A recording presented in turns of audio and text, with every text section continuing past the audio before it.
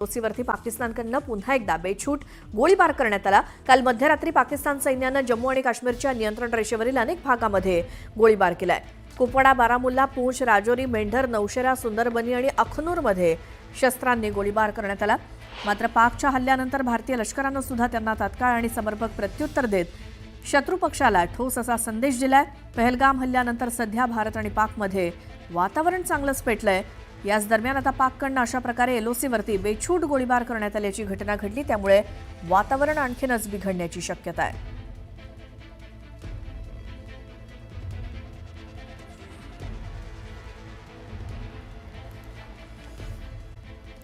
ब्रेकनंतर आपलं पुन्हा एकदा स्वागत। पुढची बातमी पाहूयात। पहलगाम हल्ल्यानंतर भारतानं पाकिस्तानचा कोणताही बदला घेतलेला नाही अशा शब्दात खासदार संजय राऊतांनी टीका केली आहे। पाकिस्तानचे 21 यूट्यूब चॅनल बंद केले, पाकिस्तानच्या हाय कमिशनमधील कर्मचारी वर्ग कमी केला, याला बदला घेणं म्हणतात का असा खोचक सवाल त्यांनी केला। तर राऊतांना पंतप्रधान नरेंद्र मोदी समजायला वेळ लागेल असा पलटवार चंद्रशेखर बावनकुळे यांनी केलाय।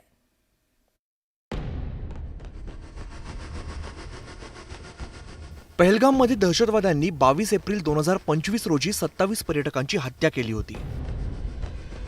पर्यटकांचा धर्म विचारून त्यांना गोळ्या घालण्यात आल्या होत्या। पाकिस्तानच्या पाठिंब्याच्या जोरावर दहशतवाद्यांनी कृत्य केल्याचं तपासात उघड झालं, त्यामुळे पाकिस्तानला लवकरच धडा शिकवला जाणार हे स्पष्ट झालं। मात्र 12 दिवसांनंतर सुद्धा ठोस कारवाई झाली नसल्यामुळे संजय राऊतांनी सत्ताधारी भाजपावरती टीकास्त्र डागलंय। 21 यूट्यूब चॅनल बंद करणं हा बदला आहे का? पाकिस्तानच्या उच्चायुक्तालयातील स्टाफ कमी करणं याला बदला घेणं म्हणतात का असा प्रश्न संजय राऊतांनी उपस्थित केला। बदला कसा घ्यायचा हे इंदिरा गांधींच्या इतिहासातून पहा असा सल्ला संजय राऊतांनी भाजपाला दिलाय। हे फक्त भाजपच्या विरोधकांना चुनचुन मारण्याचा प्रयत्न करतात, तेही आता शक्य नाही। 12 दिवस झाले तरी बदला घेत आहेत आणि आत्ता युद्ध सराव करतायत। आत्ता युद्ध सराव करतायत, युद्ध का सराव कर रहे हैं, इसे बदला बोलते हैं क्या? खासदार संजय राऊतांनी केलेली टीका आणि दिलेला सल्ला याची भाजपाकडून खिल्ली उडवण्यात आली। टीका टिप्पणी करण्याव्यतिरिक्त काही दुसरी भाषा येत नाही। ज्या उद्धव ठाकरेच्या लोकांनी वक्फ बोर्ड सुधारणा विधेयकाचा विरोध करून अशा लोकांना पाठिंबा दिला की जे लोक खऱ्या अर्थाने ज्यांना आनंद होतोय, आणि आता तर उद्धव ठाकरे हे ज्या पद्धतीने किंवा संजय राऊत बोलतात आहे, माननीय प्रधानमंत्री मोदीजींनी खऱ्या अर्थाने त्यांना ते समजत नाही। मोदीजींना त्यांना समजायला वेळ लागेल। म्हणजे संजय राऊत वगैरे तर हे फार छोटे आहेत। पहलगाम हल्ल्यानंतर विरोधकांनी या मुद्द्यावरून राजकारण करणार नसल्याच्या प्रतिक्रिया दिल्या होत्या। मात्र या संवेदनशील विषयावरही राजकारण सुरू झाल्यामुळे सर्वसामान्यांकडून नाराजी व्यक्त केली जाते। Bureau report, news 18 Lokmat. बातमीपत्राला सुरुवात करूयात। पहलगाम हल्ल्यानंतर भारतानं पाकिस्तान विरोधात कठोर कारवाई सुरू केलेली आहे। आधी सिंधू नदीचं पाणी थांबवण्याची घोषणा केली आणि त्यानंतर शनिवारी भारतानं पाकिस्तानसोबत सर्व प्रकारची आयात निर्यात व्यापार हे बंद करण्याचा निर्णय घेतला। तर भारताच्या या निर्णयामुळे पाकिस्तानची झोप उडाली आहे। अशात त्यांचे नेते आणि राजनैतिक अधिकारी पुन्हा एकदा पोकळ धमक्या देऊ लागलेले आहेत। पाहूयात। पहलगाम दहशतवादी हल्ला, भारताकडून कारवाईचा धडाका।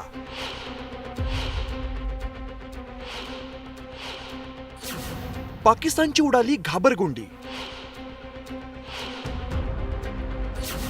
नेत्यांची तोंडी पोकळ धमकी।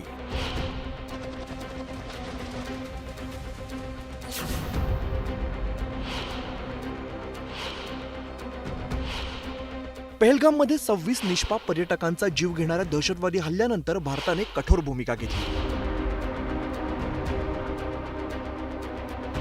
पाकिस्तानसोबतचा सिंधू जल करार रद्द करण्यात आलाय। शिवाय आयात निर्यातीचा व्यापारही बंद करण्याची घोषणा केली आहे। सिंधू पाणी करार रद्द केल्यानंतर पाकचा जळफळाट सुरू झालाय। पाकिस्तानच्या नेत्यांकडून भारताला वारंवार धमकी दिली जाते। पाकिस्तानचे संरक्षण मंत्री ख्वाजा आसिफ यांनी भारताला पुन्हा एकदा धमकावलंय। जर सिंधू नदीवर भारताने प्रकल्प बांधला तर पाकिस्तान थेट युद्ध करेल असा इशारा त्यांनी दिलाय। सिंधू नदीवर प्रकल्प बांधण्यास आमचा विरोध असून आम्ही मग थेट कारवाई करू असं पाक संरक्षण मंत्री ख्वाजा आसिफ यांनी धमकावलं। अगर कोई इस किस्म का स्ट्रक्चर बनाने की कोशिश करेंगे, विल स्ट्राइक दैट स्ट्रक्चर, बिल्कुल will strike that structure, that will be an act of aggression against Pakistan. वो पाकिस्तान के खिलाफ जारियत होगी।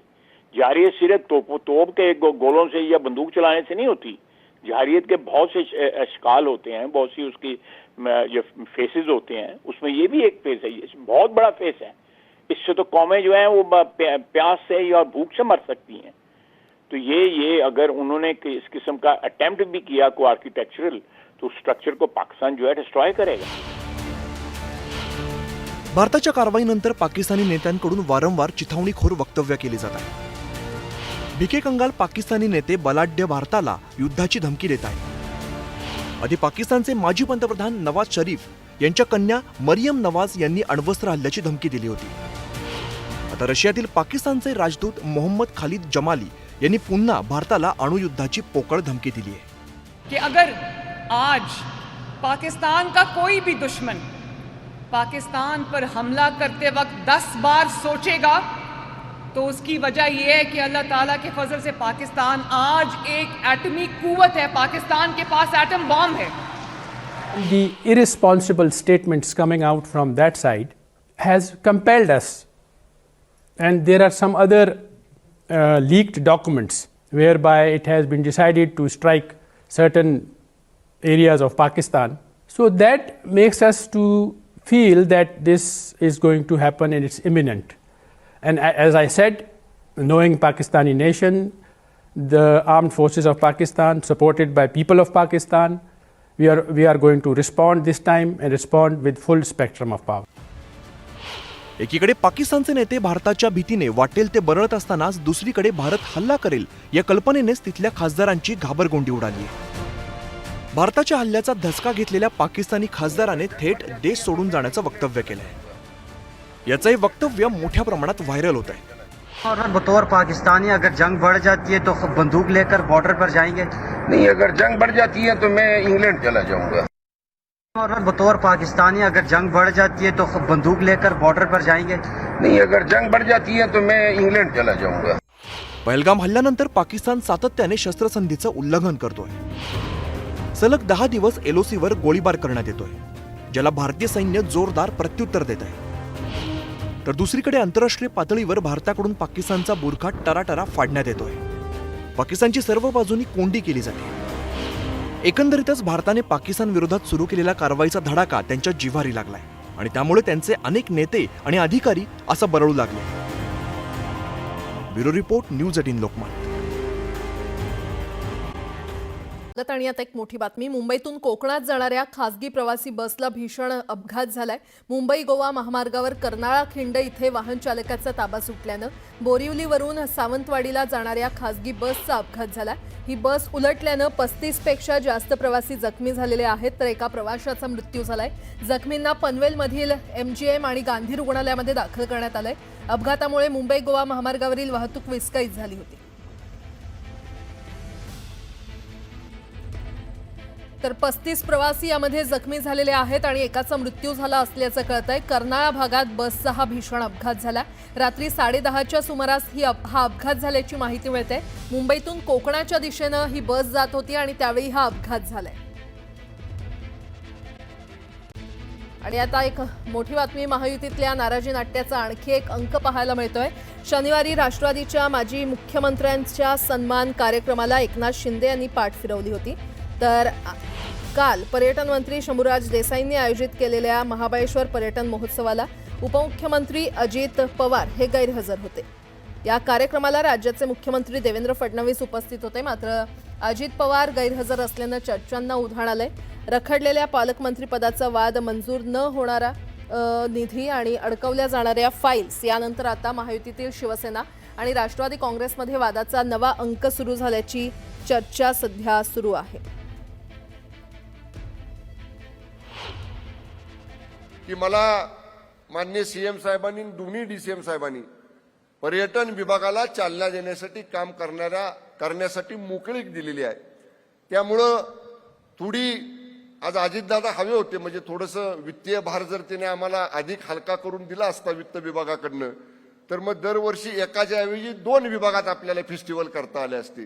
पण अजितदादांकडे आम्ही मकरंदाबांना घेऊन जाऊ साहेब, मकरंदाबांना नेलं की मग नाही फारशी अडचण यायची.